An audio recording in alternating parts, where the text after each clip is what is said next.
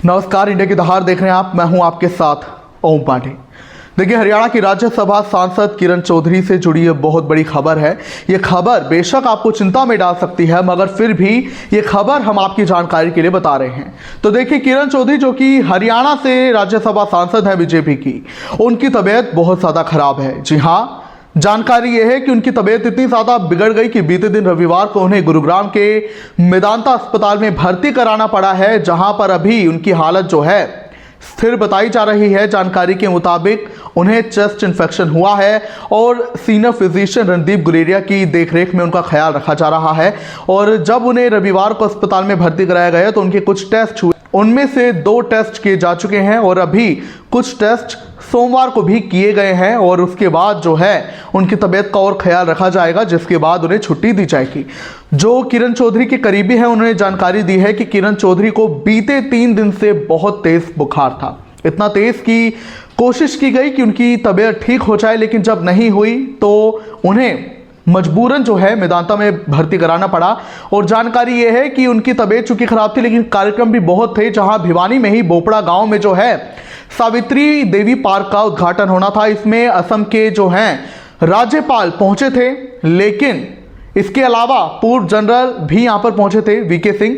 मगर किरण चौधरी की तबीयत इतनी खराब थी कि वो इस कार्यक्रम में शिरकत नहीं कर पाई, जिसके बाद जो उनके प्रशंसक हैं, उनके समर्थक हैं, उनमें चिंता बढ़ी। और बाद में जानकारी आई कि किरण चौधरी की तबीयत जो है खराब हो गई, उन्हें चेस्ट इन्फेक्शन हुआ, जिसके बाद उन्हें मेदांता में भर्ती कराया गया। और लगातार उनके समर्थक उनके ठीक होने के लिए प्रार्थना कर रहे हैं। आपकी जानकारी के लिए बता दें कि किरण चौधरी हरियाणा के दिग्गज नेता और पूर्व में मुख्यमंत्री रहे बंसीलाल की पुत्र वधू हैं। उनकी बेटी श्रुति चौधरी भी राजनीति में है और हरियाणा सरकार में कैबिनेट मंत्री हैं। किरण चौधरी के राजनीतिक सफर की बात करें तो 1993 से उनका राजनीतिक सफर शुरू हुआ था। बंसीलाल के बेटे जो हैं, उन्होंने उनसे शादी की थी और उन्होंने दिल्ली कैंट विधानसभा से पहली बार चुनाव लड़ा।